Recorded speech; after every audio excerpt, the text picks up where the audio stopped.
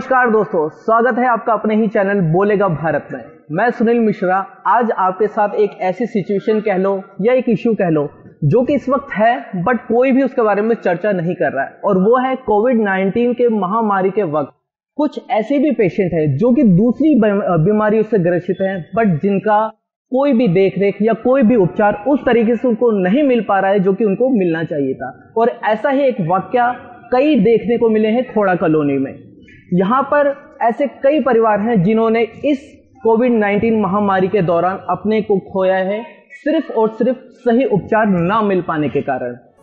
आज मैं बात करूंगा एक ऐसे शख्स के बारे में जिनका नाम सचिन सिंह है और वो गाजियाबाद खोड़ा कॉलोनी के निवासी, जिन्होंने इस लॉकडाउन में अपनी मां को खोया है। उनका कहना है कि जैसे उन पे दुखों का पहाड़ टूट पड़ा हो। ऐसा लगता है जैसे हर इम्तिहान के लिए किसी ने जिंदगी को उनका पता दे दिया। सचिन का कहना है कि 15 मार्च को उनकी मम्मी की रिपोर्ट आई जिसमें यह पुष्टि की गई कि उनको कैंसर है। उसके बाद 2 से 3 दिन तक लाइन में लगे रहने के बाद उनकी मम्मी को दिल्ली के एम्स में भर्ती कराया गया, लेकिन शायद किस्मत कुछ और ही चाहती थी। एडमिट के कुछ दिनों के बाद ही पूरे देश में लॉकडाउन की घोषणा हो गई, जिसकी वजह से उनको ऑन्कोलॉजी डिपार्टमेंट में भर्ती नहीं कराया जा सका, उनको घर लाना पड़ा। मेरी माता जी जो कि कैंसर से पीड़ित थी, जैसे ही हम लोगों को पता चला कि उन्हें कैंसर है तो हम उन लोगों को एम्स लेकर के गए। 15 मार्च को हम लोगों ने उन्हें एम्स में एडमिट करवाया। वहाँ ले जा कर के उन्होंने उन्हें देखा, चेकअप किया, तो डॉक्टरों ने उनको इमरजेंसी वार्ड में एडमिट कर लिया। एडमिट किया उन्होंने 3 दिनों के लिए, और 3 दिनों में उन्होंने अपना जो भी चेकअप वगैरह ट्रीटमेंट चलाना था उन्होंने अपना प्रॉपर चलाया। और वहाँ पे उन्होंने 18 तारीख को जैसे ही लगा कि हाँ मम्मी को रिलीफ मिल गया है तो उन्होंने 18 तारीख को उनको डिस्चार्ज कर दिया। जैसे ही हम लोग मम्मी को घर पे लेकर के आए, 2-4 दिन तक तो वो ठीक रही बिल्कुल। 2-4 दिन बाद ही अचानक से उनके पेट में पेन होने लगा, तो हमें समझ में नहीं आया कि पेन क्यों हो रहा है। फिर अचानक से उनके पेट में पानी स्टोर होने लगता था, तो अब हमें समझ में नहीं आ रहा था कि अब हम उन्हें कहाँ ले जाएं। अच्छा, उसके बाद क्या हुआ, इसी दरमियान आपको पता है, सभी भाइयों को पता है कि लॉकडाउन अनाउंस हो गया था 24 तारीख को। तो लॉकडाउन की कंडीशन में कोई भी कन्वेंस किसी प्रकार का अवेलेबल नहीं था।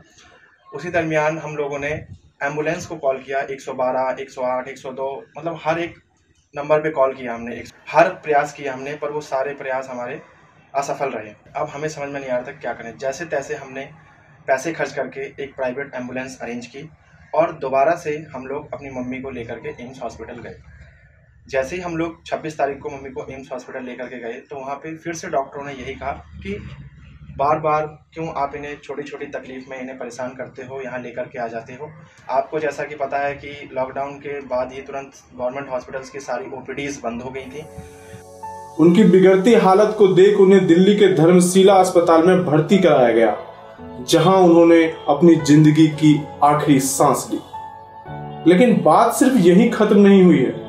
अस्पताल के पूरे रुपए एक बार में ना चुका पाने के कारण उनके मां की बॉडी को नहीं दिया गया जब तक कि उनका पूरा बिल नहीं चुकाया गया, और पूरे 48 घंटे के बाद उनके पार्थिव शरीर को उनके परिवार वालों को सौंपा गया। अब सोचिए उस बेटे पे क्या गुजरी होगी। ऐसा कहना चाहता हूँ कि शायद अगर एम्स में मम्मी का जिस तरीके से, और एम्स आप जानते हैं कि एम्स दुनिया का माना हुआ, भारत का माना हुआ एक बहुत ही बड़ा हॉस्पिटल है, वहाँ देश विदेश के लोग अपना इलाज कराने आते हैं।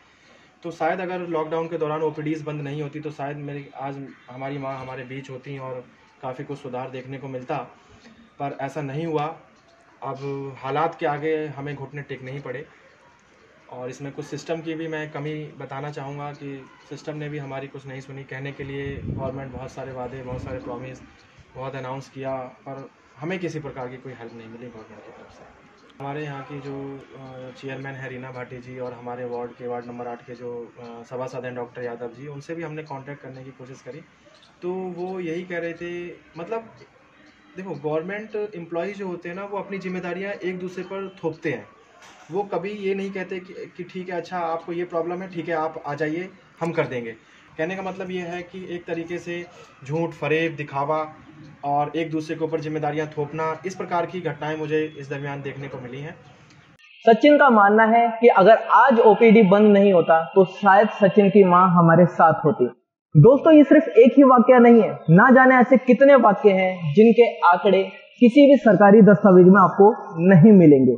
जी हाँ, इस वाक्य और अनगिनत वाक्यों में सिर्फ एक ही कमी पाई गई है, और वो दोस्तों ये नहीं कि बीमारी ने उनकी जान ली है, उनको सही उपचार नहीं मिल पाया इस लॉकडाउन की वजह से, इस महामारी के चलते। तो हमारी सरकार से यही एक अपील है कि कोरोना महामारी के पेशेंट के साथ साथ जो दूसरी बीमारियों से ग्रसित पेशेंट हैं उनको भी बराबर उपचार मिलना चाहिए, कि कम से कम असाधारण उपचार की वजह से किसी की भी जान नहीं जानी चाहिए। अगर आपको हमारा वीडियो पसंद आया हो तो जरूर लाइक करें, चैनल को सब्सक्राइब करें, और जो भी आपकी राय हो वो कमेंट में जरूर मेंशन करें।